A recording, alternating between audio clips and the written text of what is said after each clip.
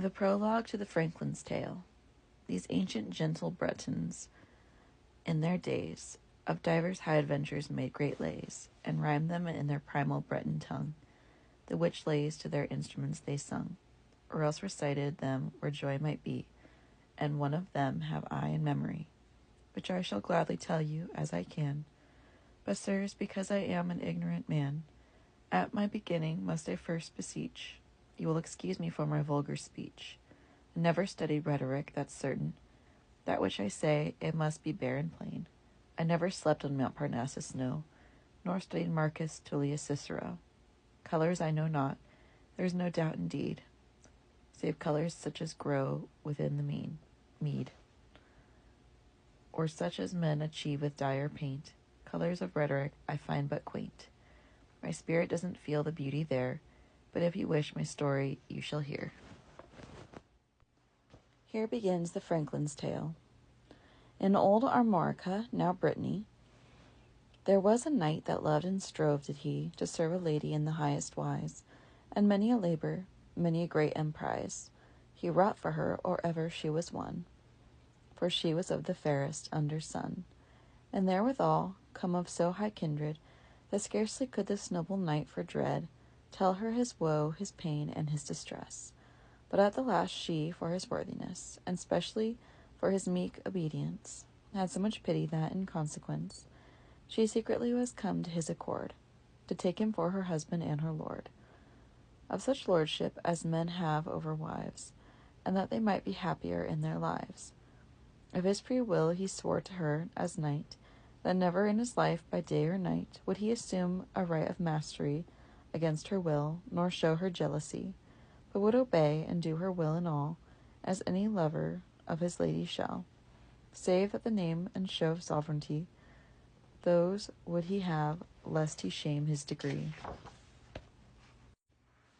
She thanked him, and with great humbleness she said, Since, sir, of your own nobleness, you proffer me to have so loose a rein, would God there never come between us twain. For any guilt of mine, a war or strife, sir, I will be your humble, faithful wife. Take this as true till heart break in my breast.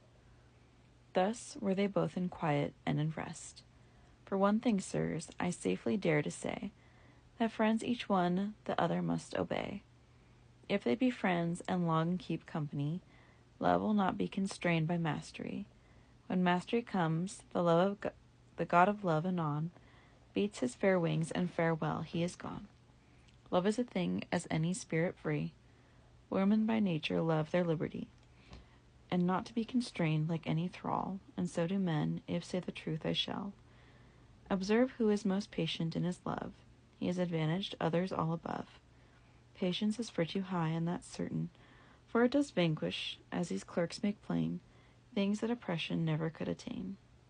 One must not chide for trifles nor complain. Learn to endure, or else, so may I go. You'll have to learn it, whether you will or no. For in this world it's certain no one is, who never does or says sometimes amiss. Sickness or woe, or what the stars have sent, anger or wine, or change of temperament, causes one oft to do amiss or speak. For every wrong one may not vengeance wreak. Conditions must determine temperance, in all who understand good governance. And therefore did this wise and worthy knight, to live in quiet patience to her plight.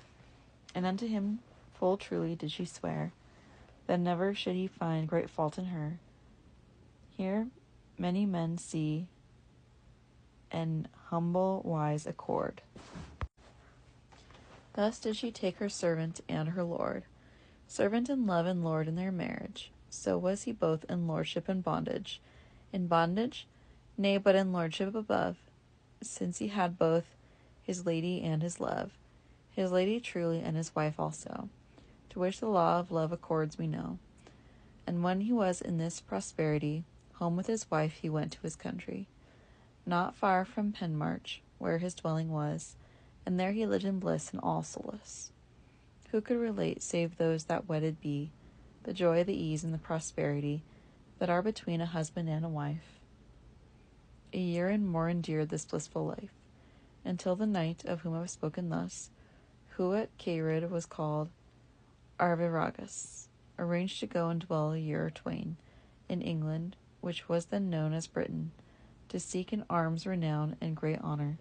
For his desire was fixed in such labour, and there he lived 2 years. The book says thus: Now will I hold from this Arviragus, and I will speak of Dorigen his wife, who loved her husband as her heart's own life. For all his absence wept she, and she sighed, as noble wives do at a lone fireside. She mourned, watched, wailed, she fasted and complained. Desire for him so bound her and constrained, that all this wide world did she set at naught. Her friends, who knew her grief and heavy thought, comforted her as they might do or say. They preached to her, they told her night and day, that for no cause she killed herself, alas, and every comfort possible in this pass they gave to her in all their busyness, to make her thus put by her heaviness. With passing time, as you know every one, men may so long with tools engrave a stone, that thereon will some figure printed be. And so long did they comfort her, that she, received at last by hope and reason grown, imprinted consolations as her own, whereby her sorrow did somewhat assuage. She could not always live in such a rage. And then Arviragus, through all her care, had sent her letters home of his welfare, and that he would come speedily again, otherwise had this sorrow her heart slain. Her friends saw that her grief began to slake, and prayed her on their knees, for dear God's sake, to come and wander in their company, and drive away her gloomy fantasy. And finally she granted that request, for well she saw that it was for the best.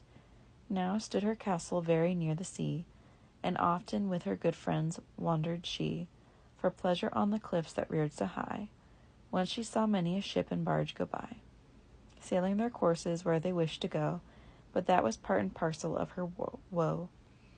For to herself full oft, alas, said she, is there no ship of many that I see will bring me home, my lord? Then were my heart recovered of its bitter pains that smart. At other times would she sit and think, and cast her 2 eyes downward from the brink. But when she saw the grisly rocks all black, for very fear her heart would start aback, and quake so that her feet would not sustain her weight. Then on the grass she'd sit again, and piteously upon the sea she'd stare, and say with dull sighs on the empty air, Eternal God, who by thy providence leadest the world with a true governance, idly as men say, dost thou nothing make? But Lord, these grisly fiendish rocks so black, that seem but rather foul confusion thrown awry, that any fair world of thine own, eye of a perfect wise God and stable. Why hast thou wrought this insane work, pray tell? For by this work, north, south, and east, west and east, there is none nurtured, man, nor bird, nor beast. It does no good to my mind, but annoys. Seest thou not, Lord, how mankind it destroys? 100,000 bodies of mankind have died on rocks whose names are not in mind, and man's a creature made by thee most fair, after thine image as thou didst declare. Then seemed it that thou hadst great charity toward mankind, but how then may it be that thou hast wrought such means man to destroy, which means do never good, but ever annoy? I know well clerics gladly do attest, by arguments that all is for the best, though I can never the real causes know. But O thou God who madest the wind to blow, keep thou my Lord, this is my argument, to clerks I leave disputing on what's meant. But O would God that all these rocks so black were sunken down to hell for my Lord's sake. These rocks, they slay my very heart with fear. Thus would she say, with many a piteous tear. Her friends saw that to her it was no sport to wander by the sea, but discomfort, and so arranged to revel somewhere else. They led her along rivers and to wells, and such delightful places, and told fables, and danced and played at chess and played at tables. So on a day, all in the morning tide, unto a garden which was there beside, wherein they'd give command that there should be food and whatever else was necessary. They went for pleasure all the livelong day, and this was on the morning 6th of May, and May had painted, with his soft warm showers, this garden full of foliage and of flowers, and work of man's hand had so curiously arrayed this lovely garden truthfully. that never was another of such price, unless it were the very paradise. The scent of flowers and the fair fresh sight would have made any heart dance for delight.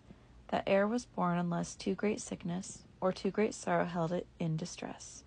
So full it was of beauty and pleasance. After their dinner all began to dance, and sing also, save Dorigen alone, who made alway her same complaint and moan. For him she saw not through the dancing go, who was her husband and her love also. Nevertheless she must a time abide, and with good hope held, let her sorrow slide.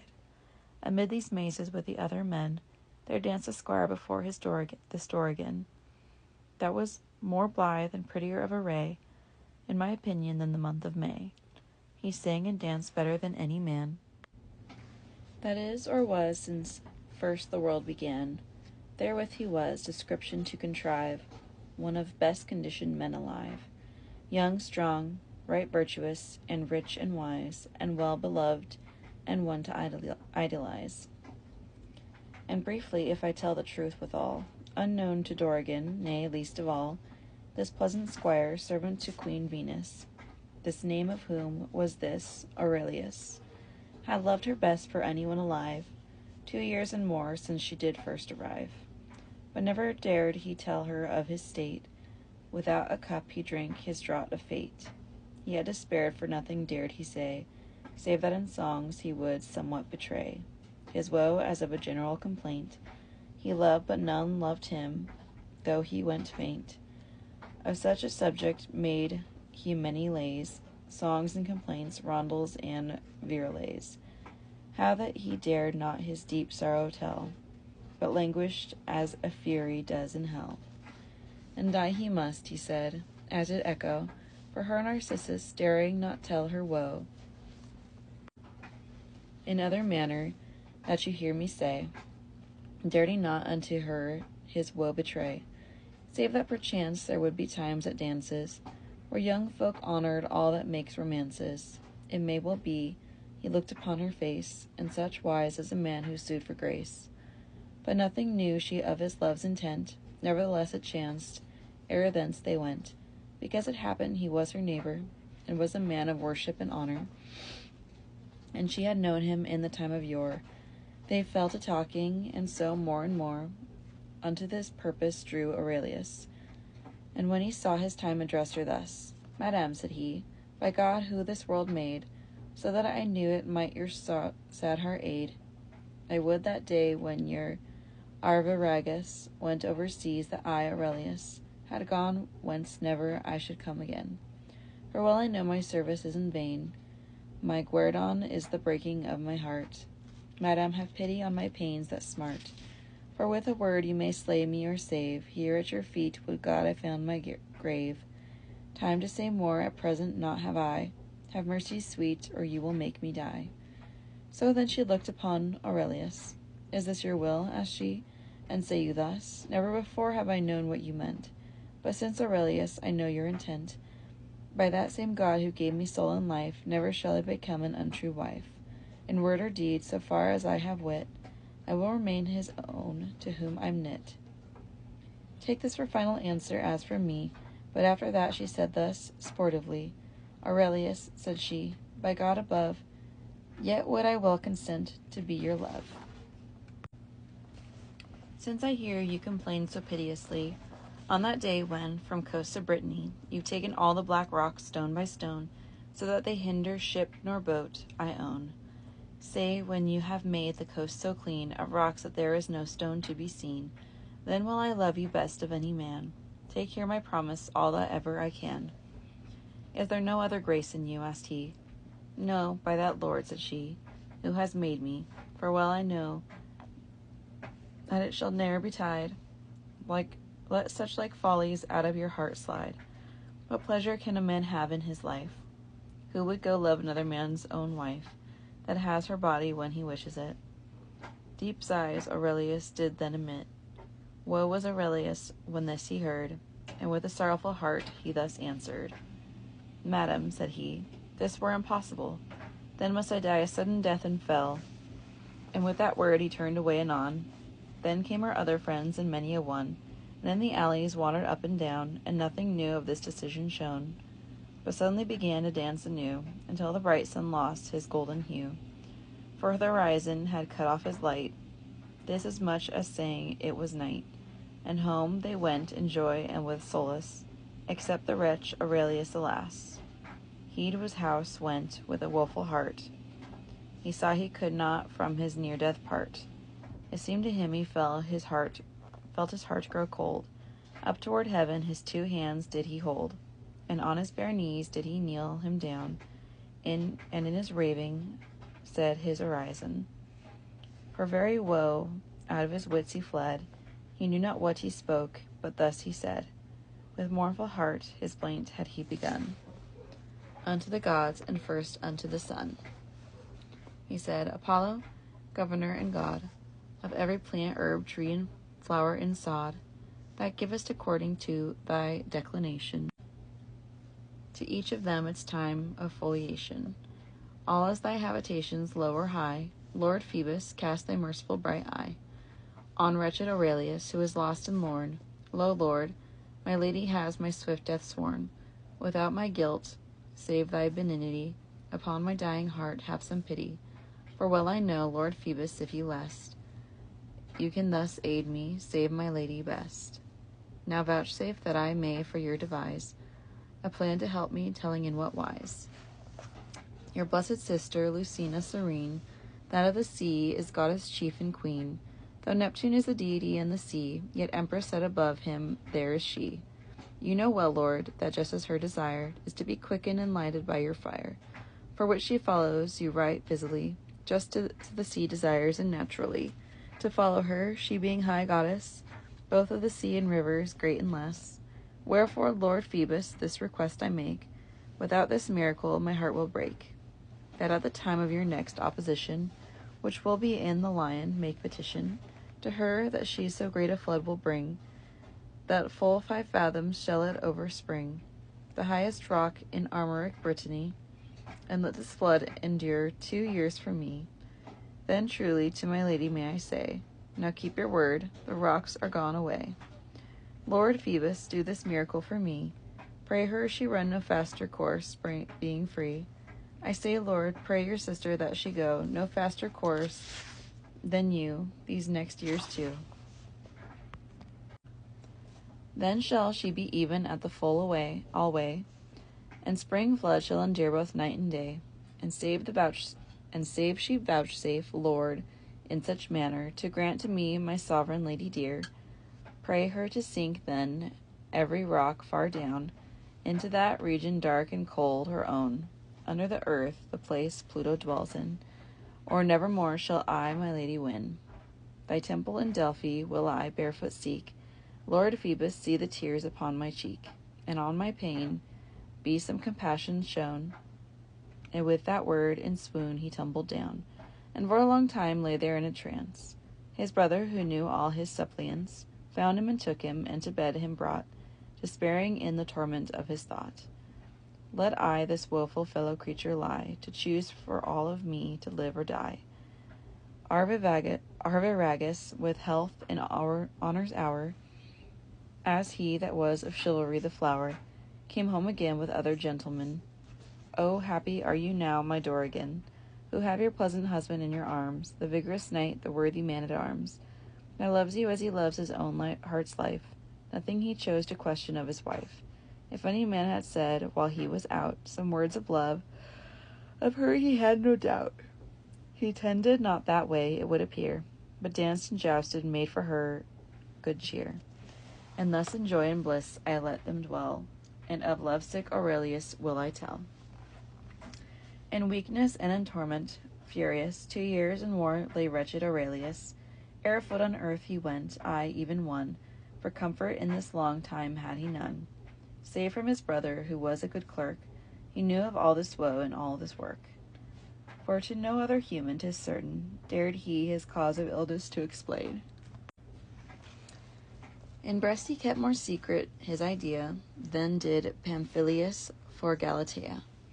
His breast was whole, with no wound to be seen, but in his heart there was the arrow keen. And well you know that of a seigneur and surgery is difficult to cure, unless you find the dart or take it out. His brother wept, and long he sought about, till at the last he called to remembrance that while he was at Orleans in France, where many young clerks are all ravenous to read of arts that are most curious, and into every nook and cranny turn, particular strange sciences to learn, he thus recalled that once upon a day, at Orleans, while studying there, I say, a book of natural magic, there he saw, in a friend's room, a bachelor of law, though he was there to learn another craft, which book he'd privately on his desk left, and which book said much of the operations touching the 28 variations that designated the moon, and such folly as is in our days value not a fly, for Holy Church provides us with a creed that suffers no illusion to mislead. And when this book came to his remembrance, at once for joy his heart began to dance, and to himself he said in privacy, my brother shall be healed, and speedily, for I am sure that there are sciences whereby men make divers appearances, such as these prestidigators play. For oft at feasts have I well heard men say, that jugglers in a hall both bright and large have made come in there water and a barge, and in the hall the barge rode up and down. Sometimes there seemed to come a grim lion, and sometimes flowers spring as in a mead, or vines with grapes both red and white indeed. Sometimes a castle built of lime and stone, and when they wished it disappeared anon. Thus seem these things to be in each man's sight. Now then, conclude I thus, that if I might, at Orleans, some old school fellow find, who has these mansions of the moon in mind, or with natural magic from above, he could well make my brother have his love. For with a mere appearance, clerks may make it seem in man's sight that all rocks that break the seas of Brittany were banished, so that right above them ships might come and go, and in such wise endure a week or two. Then were my brother cured of all his woe. For she must keep the word she gave at feast, or he'll have right to shame her at the least. Why should I longer speak of this event? He to the bedside of his brother went, and urged him eagerly to get him gone to Orleans. He started up anon, and forward on his way at once did fare, in hope to be relieved of all his care. When they were come almost to that city, perhaps 2 furlongs short of it, or 3, a young clerk walking by himself they met, who in good Latin heartily did greet, and after that he said a wondrous thing. I know, said he, the cause of your coming, and ere a further foot the brothers went, he told them all the soul of their intent. This Breton clerk asked after schoolfellows, whom he had known through former suns and snows, and he replied to this that dead they were, whereas he wept for sorrow many a tear. Down from his horse Aurelius leapt anon, and onward with his wizard he was gone, home to his house, where he was put at ease. To him there lacked no victuals that might please, so well appointed a house as was that one. Aurelius in life before saw none. He showed him, ere he went to supper here, forests and parks full of the dim wild deer. There saw he harts of 10, with their horns high, the greatest ever seen by human eye. He saw of them 100 slain by hounds, and some with arrows bled with bitter wounds. He saw when vanished, all were these wild deer, some falconers by river flowing clear, who with their hawks had many herons slain. And then he saw knights jousting on a plain, and after this he did him such pleasance, that he showed him his lady in a dance, wherein he also joined, or so he thought. And when this master, who this magic wrought, saw it was time, he clapped his 2 hands low. Farewell to all, the revels out did go.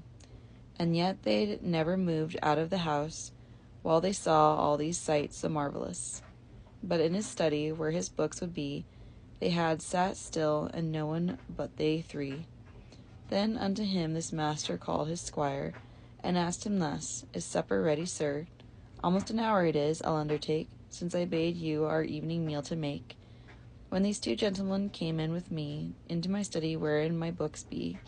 Sir, said this squire then, when it pleases you, it is all ready, though you will write now. Then let us sup, said he, for that is best. These amorous folk must sometimes have some rest. After the supper they discussed, they 3, what sum should this said master's guerdon be.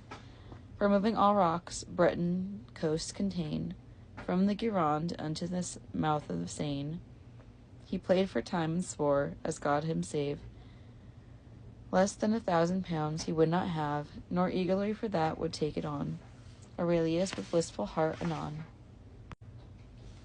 answered him thus, Fig for 1,000 pound, this great wide world, the which men say is round, I'd give it all if I were lord of it. The bargain is concluded and we're knit. You shall be truly paid, sir, by my troth.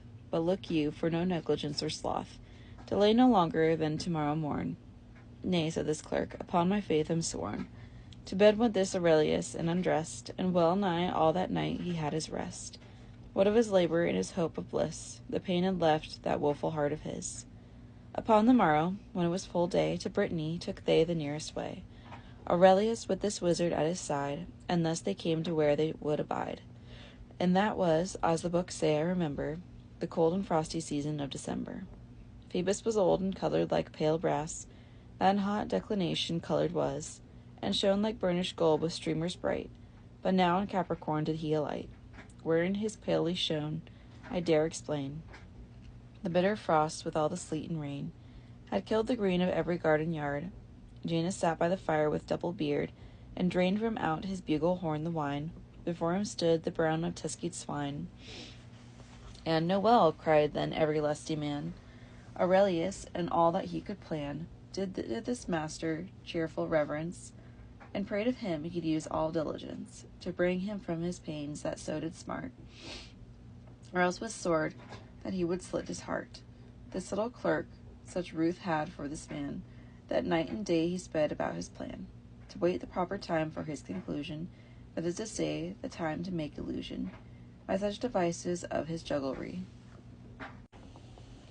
I understand not this astrology, that she and everyone should think and say that all the Breton rocks were gone away, or else that they were sunken underground, so at the last the proper time he found, to do his tricks and all his wretchedness, of such a superstitious wickedness. For his Toletan tables forth he brought, all well corrected, and he lacked in naught the years collected, nor the separate years, nor his known roots, nor any other gears, as say his centers and his arguments, and his proportionals convenient. In estimating truly his equations, the eighth sphere showed him in his calculations how far removed was Alnath passing by from head of that fixed Aries on high. That in the ninth great sphere considered is, right cleverly he calculated this. When he the moon's first mansion thus had found, the rest proportionally he could expound, and knew the moon's arising time right well, and what face and term and all could tell. This gave him then the mansion of the moon. He worked it out accordingly right soon, and did the other necessary rites to cause illusions in such evil sights, as heathen peoples practiced in those days. Therefore no longer suffered he delays. But all the rocks by magic and his love appeared to vanish for a week or more. Aurelius, who yet was torn by this, whether he'd gain his love or fare amiss, awaited night and day this miracle, and when he knew there was no obstacle, that vanished were these black rocks, every one, down at the master's feet he fell anon, and said, I, woeful wretch Aurelius, thank you, my lord and lady mine Venus, that have so saved me from my dreadful care. And to the temple straightway did he fare, whereat he knew he should his lady see. And when he saw his opportunity, with fluttering heart and with a humble cheer, he greeted thus his sovereign lady dear. My own dear lady, said this woeful man, whom I most feared and loved best as I can, and whom of all this world I'd not displease, were it not that for you I've such an ease, that I must die here at your feet anon. I would not tell how I am woe begone. But I must either die or else complain. You slay me for no crime with utter pain. But on my death, although you have no ruth, take heed now, ere you break your promised troth. Repent you for the sake of God above, ere me you slay, because it's you I love. For well you know your promise opposite, not that I challenge aught of my own right, in you, my lady sovereign, save your grace, but in a garden in a certain place. You know right well what you did promise me, and in my hand you plighted troth, said he, to love me best. God knows you promised so, however I may unworthy be thereto. Madam, I say it for your honor's vow, more than to save my heart's dear life right now. I have done all that you commanded me, and if you will, you may well go and see. Do as you please, but hold your word in mind, for quicker death, as you do, me you'll find. In you lies all, to make me live or die, but well I know the rocks are vanished I. He took his leave, and she astounded stood. In all her face there was no drop of blood. She never thought to have come in such a trap. Alas, said she, that ever this should hap. For though I never by possibility that such prodigious marvel e'er might be. It is against the way of all nature, and home she went, a sorrowful creature. For utter terror hardly could she go. She wept, she wailed, throughout a day or so, and swooned so much 'twas pitiful to see. But why this was to not a soul told she. For out of town was gone Arviragus. But to her own heart spoke she, and said thus, with her face pale and with a heavy cheer, all her complaint, as you'll hereafter hear. Of thee, she cried, O fortune, I complain, that unaware I'm bound within thy chain, from which to go I know of no succour, save only death, or else my dishonour. One of these two I am compelled to choose. Nevertheless, I would far rather lose my life than of my body come to shame, or know myself untrue, or lose my name. By death I know it well, I may be freed. Has there not many a noble wife indeed, and many a maiden slain herself, alas, rather than with her body do trespass? Yes, truly, lo, these stories bear witness. When 30 tyrants, full of wickedness, had Fido slain in Athens at a feast, they gave command his daughters to arrest, and had them brought before them, for despite, all naked to fulfill their foul delight. And in their father's blood they made them dance upon the pavement. God give them mischance, for which these woeful maidens, full of dread, rather than they should lose their maidenhead, unseen they all leaped down into a well, and drowned themselves therein, as old books tell. They of Messina did require and seek from Lacedaemon 50 maids to take, on whom they would have done their lechery, but there was none of all that company who was not slain, and who with good intent preferred not death rather than give consent to be thus ravished of her maidenhead. Why should I then hold dying in such dread? Lo, too, the tyrant Aristoclides, who loved a maiden named Stymphalides, whenas her father had been slain by night, unto Diana's temple she took flight, and grasped the image in her 2 hands, so that from this image she would not let go. No one could tear her hands from that embrace, till she was slaughtered in that self-same place.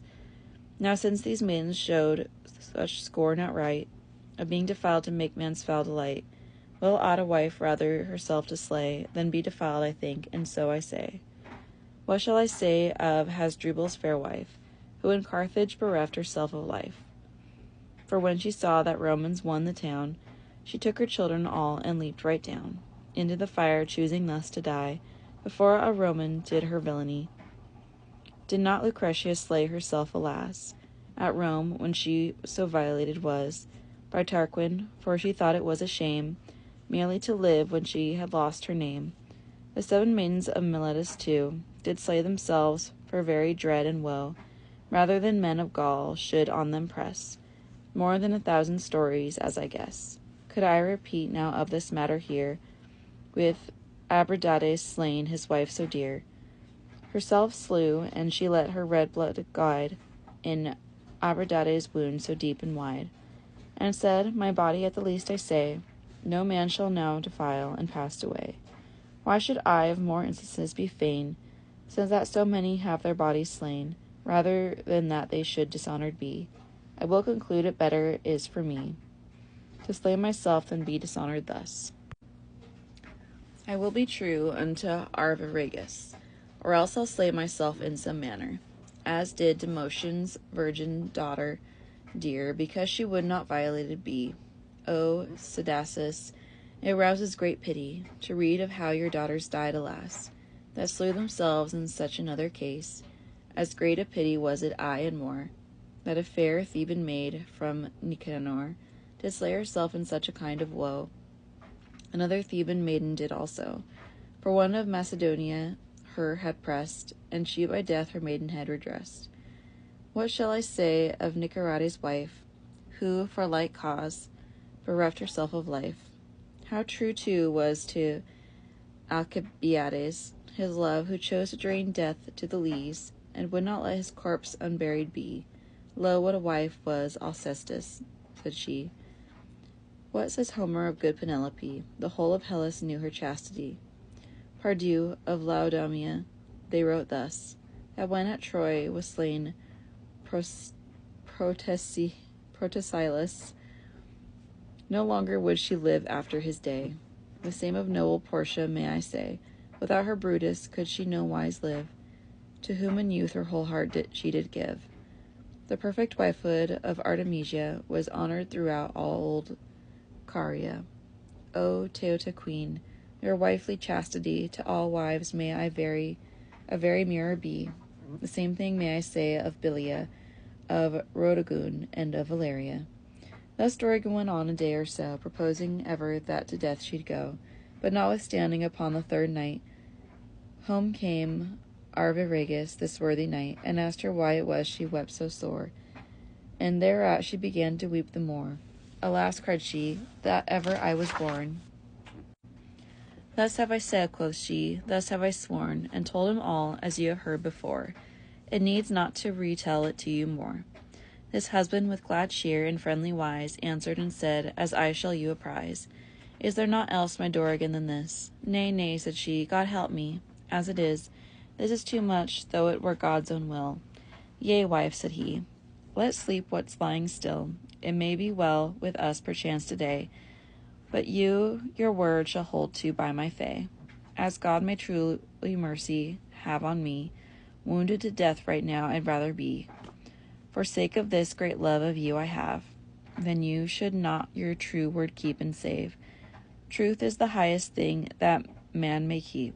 But with that word began he then to weep, and said, I you forbid on pain of death, that ever while to you last life and breath, to anyone you tell this adventure, as I best may, I will my woe endure, nor show a countenance of heaviness, that folk no harm may think of you or guess. And then he called a squire and a maid. Go forth anon with Dorigen, he said, and bring her to a certain place anon. They took their leave, and on their way were gone. But nothing knew of why she thither went, nor would he to a soul tell his intent. Perhaps a lot of you will certainly hold him a wicked man that wilfully put his wife's honor thus in jeopardy. Hearken the tale ere you upon her cry. She may have better luck than you suppose. And when you've heard all, let your judgment close. The squire I've told you of, Aurelius, of Dorigen he being so amorous, chanced as it seems his lady fair to meet in middle town right in the busiest street. As she was going forth, as you have heard, toward the garden where she'd pledged her word, and he was going gardenward also, for he was always watching when she'd go, out of her house to any kind of place. But thus they met, by chance perhaps or grace, and he saluted her with good intent, and asked her now whither it was she went. And she replied, as if she were half mad, Unto the garden, as my husband bade, my promise there to keep, alas, alas. Aurelius then pondered on this case, and in his heart he had compassion great, on her and her lamenting in her state, and on Arviragus the noble knight, who had bidden her keep promise as she might, being so loath his wife should break with truth, and in his heart he gained from this great ruth, considering the best on every side, that from possession rather he'd abide, than do so great a churlish grievousness against free hearts and all high nobleness. For which, and in few words, he told her thus, Madame, say to your lord Arviragus, that since I see his noble gentleness to you, and since I see well your distress, that he'd have rather shame, and that were ruth, than you to me should break your word of truth. I would myself far rather suffer woe, than break apart the love between you two. So I release Madame into your hand, and do return discharge such each surety and each bond that you have given and have sworn, even from the very time that you were born. My word I pledge, I'll ne'er seek to retrieve a single promise, and I take my leave, as of the truest and of the best wife that ever yet I've known in all my life. Let every wife of promises take care. Remember Dorigen, and so beware. Thus can a squire perform a gentle deed, as well as can a knight of that take heed. Upon her bare knees did she thank him there, and home unto her husband did she fare, and told him all as you have heard it said, and be assured he was so pleased and glad that 'twere impossible of it to write. What should I further of this case indite? Arviragus and Dorigen his wife in sovereign happiness led forth their life.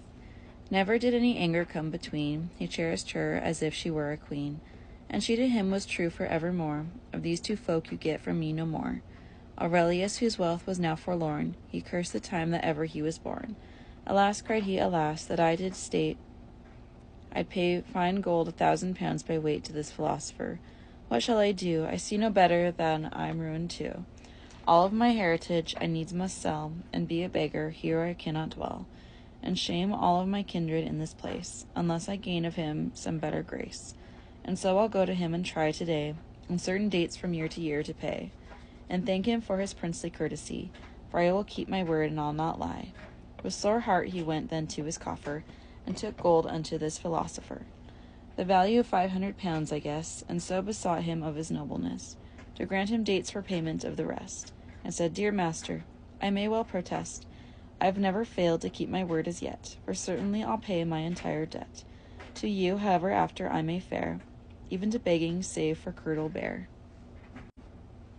But if you'd grant on good security 2 years or 3 of respite unto me, then all were well, otherwise must I sell my heritage, there is no more to tell. Then this philosopher soberly answered, and spoke in this wise. When these words he'd heard, Have I not fairly earned my promised fee? Yes, truly you have done so, sir, said he. Have you not had the lady at your will? No, no, said he, and sighed, and then was still. What was the reason? Tell me if you can. Aurelius his tale anon began, and told him all, as you have heard before. It needs not I repeat it to you more. He said, Arviragus of nobleness had rather die in sorrow and distress than that his wife were to her promise false. He told of Dorigen's grief too, and how else she had been loath to live a wicked life, and rather would that day have lost her life, and that her troth she swore through ignorance. She'd ne'er before heard of such simulants, which had made me have for her such great pity, and just as freely as he sent her me, as freely sent I her to him again. This is the sum, there's no more to explain.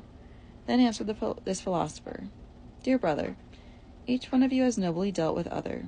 You are a squire true, and he is a knight, but God forbid what of his blessed might. A clerk should never do a gentle deed, as well as any of you, of this take heed. Sir, I release to you your 1,000 pound, as if right now you'd crept out of the ground, and never before now had known of me. For, sir, I'll take of you not 1 penny. For all my art and all my long travail, you have paid well for all my meat and ale. It is enough, so farewell, have good day. And took his horse and went forth on his way. Masters, this question would I ask you now. Which was most generous, do you think, and how? Pray tell me this before you further wend. I can no more, my tale is at an end. Here ends the Franklin's tale.